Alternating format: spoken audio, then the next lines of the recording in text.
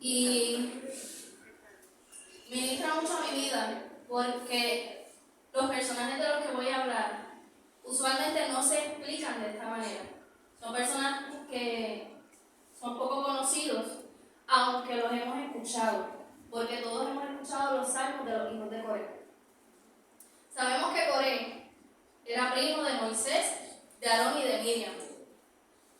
Él pertenecía a la tribu de Leví, por lo tanto, esa tribu en particular había sido comprada. Tenía 3 hijos: Asir, Elcana y Abiasaf. Coré, me disculpan, camino mucho. Coré había sido escogido por Dios para trabajar en el templo como los levitas. Sin embargo, en Coré se levantó el orgullo, se levantó la rebeldía y se levantó contra la autoridad. Porque él no se levantó contra el pueblo, ni se levantó contra Moisés per se. Él se levantó contra lo que cargaba Moisés. Y algo que ministraba mucho a mi vida es que Dios me decía: el ataque no se va a levantar de afuera. El ataque se va a levantar desde adentro de la casa. La familia estaba siendo atacada. Como les mencioné, dice que tenía 3 hijos. Y Números 26:11 nos dice, y les voy a leer en la traducción de las Américas: solo los hijos de Coré permanecieron vivos. Solo. Aquí especifica: Coré no permaneció vivo, su esposa no permaneció viva, solamente sus hijos permanecieron vivos. Dice la palabra que la tierra se abrió y juntamente con aquellos que estuvieron en contra de Moisés y Aarón, se los tragó la tierra y fuego los consumió. Sin embargo, los hijos de Coré cerraron sus oídos y sus ojos espirituales a la envidia, el orgullo y la rebeldía de su padre. Se mantenían guardando su corazón y temerosos de Dios. Ellos no ataron su mente ni sus emociones a lo que el enemigo les estaba susurrando y lo que estaba gritando en sus casas.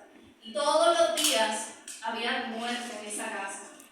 Porque cada vez que Coré se levantaba a hablar en contra de la autoridad de Dios, estaba ya decretando lo que iba a pasar, porque ya ellos habían visto lo que había pasado con Faraón. Coré debía mantener la santidad del pueblo, sin embargo se contaminó. Sus hijos habían visto todo lo que había hecho Dios con el pueblo, las plagas, y ellos reconocían que si Dios había hecho eso con ellos, ¿qué más no podría hacer con ellos en esa casa?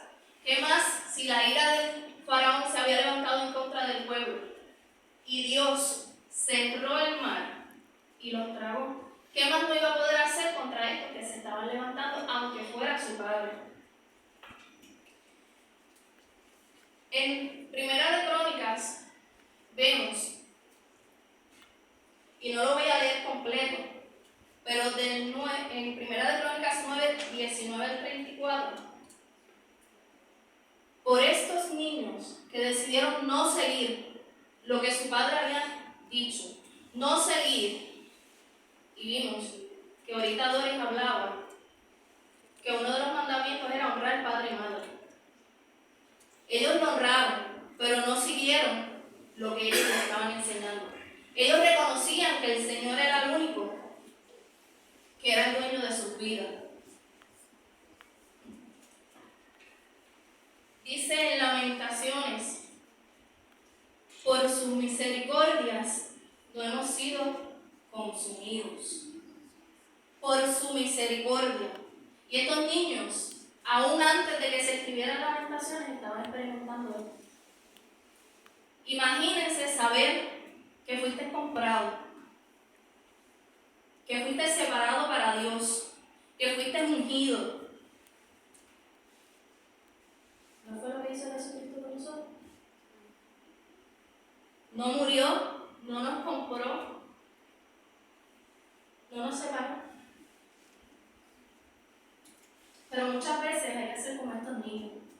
Había una maldición generacional que se estaba levantando en contra de esta familia y de esta casa. Y ellos decidieron poner un alto.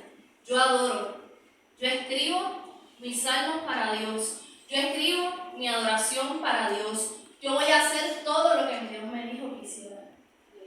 Y esto lo vemos también en Primera de Crónicas 9 al 10, en la oración de Jabes.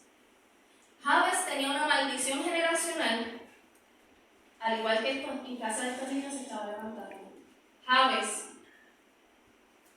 era descendiente de Caín. Por lo tanto, no era simplemente que su nombre significaba angustia. No era simplemente que él estaba siendo señalado por todos, sino que Jabes tomó la decisión de apartarse de esa descendencia, de esa genealogía. Y si buscamos la información, dice que él adoptó al pueblo de Judá y adoptó a Dios. Por eso dice la palabra que él era más prosperado que sus hermanos. ¿Por qué toca mucho esta palabra? Porque en algún momento fui Jabes. Mi nombre significa descendencia. Mi nombre significa hija. Sin embargo, en algún momento yo permití que las palabras de otros, que el rechazo, que el bullying, que la violencia emocional, que las heridas que estuvieran causando en mí transformaran mi corazón y me fueran llevando hacia ese punto de angustia en el que yo sentía que todos me estaban señalando. E incluso en el proceso, mi corazón se endureció tanto que lastimé a mis padres. Pero qué fuerte cuando entonces tengo que hacer la hija de colegio. No porque mis padres estuvieran en rebeldía, sino porque entonces la muerte se quiso levantar en mi casa. Con un diagnóstico de cáncer con mi papá. Y no un año bien, que él comienza las quimios, mi mamá sale con nódulos y tiene que subir una cirugía.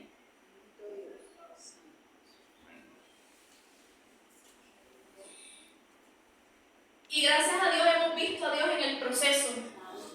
Mi madre sale de la operación y todo resulta benigno. Mi padre sigue cogiendo terapia. Pero la ansiedad, la depresión que en algún momento Dios me libró, quiso volver a tomarme. Porque había propósito. Y Dios siempre te va a recordar tu propósito. Pero también el enemigo se va a levantar para intentar cortar ese propósito. En mi casa, y esto no está ahí, en mi casa yo soy la Samuel. En mi casa mi mamá era estéril, había perdido un embarazo, tuvo un aborto espontáneo, nunca supo si era niño o niña. Y mi mamá se llama Ana. Y tal Ana, ella fue delante de la presencia de Dios. Señor, si tú me concedes una hija con estas características específicas, yo te la voy a dedicar a ti. Por la oración de una Ana, yo estoy aquí. Entonces, si yo era la Samuel de mi casa, la profeta de mi casa, y con un llamado pastoral, desde el vientre, porque dice la palabra que desde aún antes, nuestros ríos dieron sus frutos. Porque en ese momento yo permití no poder ver que yo era una hija, una descendiente, porque no era solamente hija de mi madre, de mi padre. Dios me estaba recordando que yo era descendiente de Él. Que Él me llamó, que Él me ungió. Pero yo permití que las heridas sanaran mi corazón, destruyeran mi corazón, hasta tal punto de verme a un paso del odio, hasta el punto de que solamente yo vestía de negro, hasta el punto de que yo solamente escuchaba música rock, hasta el punto de que yo creé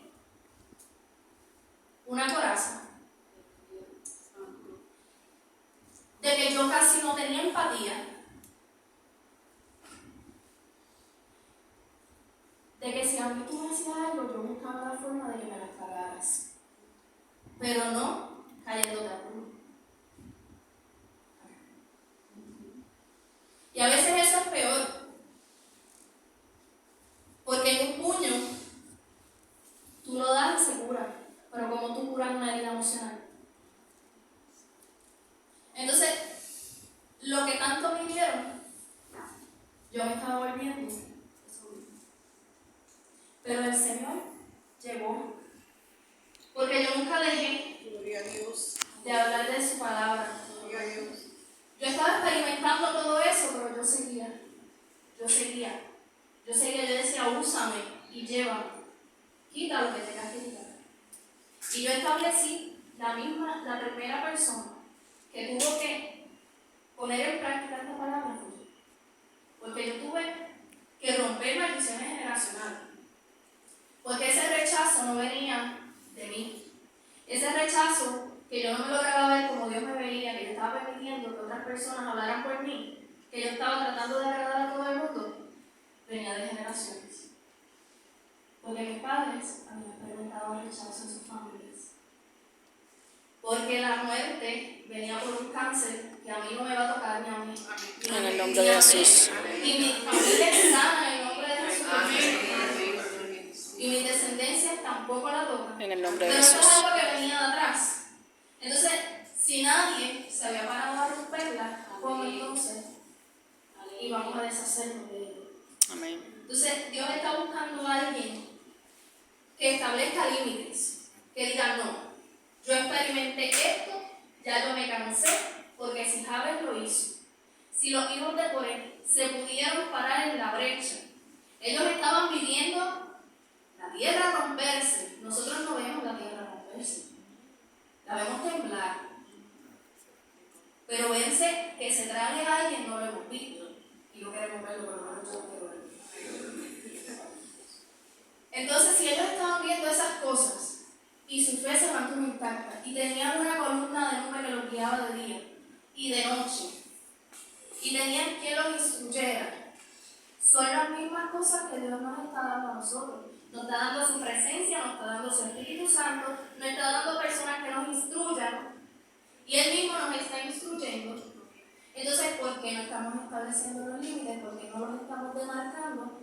¿Y por qué permitimos que donde se lo agarre, lo sigamos arrastrando, hasta que nuestro corazón se cierre?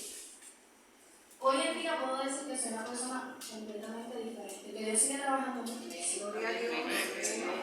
Hay cosas que Dios sigue trabajando, que Dios sigue quitando.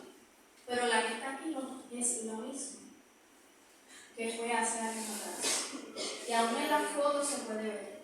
Me cojo con depresión, con ansiedad, al punto que yo quería salir corriendo de mi trabajo en ocasiones, que yo llegaba a mi casa con ataques de pánico, que había veces que yo no quería comer, había veces que me tenían que obligar a humillarme, a levantarme de la cama. Y ese proceso lo pasaron dos personas conmigo, dos mujeres, que me levantaban de la cama y me obligaban. Tengo que trabajar, vuelvo a casa llorando, tienes que levantarte. Dios no te llamó a eso. Tú no eres cristiano, y no era por señalar, que conste. Me decían estas palabras no como señalamiento. Tú no eres cristiana, ¿dónde está lo que tú crees? ¿Y por qué no lo estás poniendo en práctica? Y suena fuerte, pero cuando tú estás en ese momento, tú dices, si yo estoy diciendo que el gozo de Cristo es mi fortaleza, ¿por qué entonces yo me estoy quedando en una cama tirada? ¿Por qué entonces yo estoy permitiendo que todo esto pase? Pero llega un momento en que alguien me ministró de parte de Dios y me dice, es que falta que tú entregues. Porque Dios tiene que hacer una parte, pero tú tienes que hacer la tuya. Y había algo que yo todavía no estaba entregando. Entonces, para concluir, enseña a los hijos de Coré? Que la adoración y la adoración mueve la mano de Dios. Que Dios siempre tendrá la última palabra, aunque tu alrededor dicte muerte. Que no dejes tu lugar, que permanezcas firme en la brecha, aunque sea de tu propia familia los que se levante. Que establezcas límites y dejes claro en quién has creído. Y que tu único dueño es Dios. Amén. Camina hacia la voluntad de Dios y sigue sus instrucciones. Santo. Gloria a Jesús. Y me gustaría hacer un llamado para todo aquel que quiera establecer límites, que quiera dejar todo atrás aquello que le impide su relación con Dios, o que como yo diga algo que implica algo. Porque a veces Dios tiene que trabajar, pero a veces tiene que trabajar. Jesús.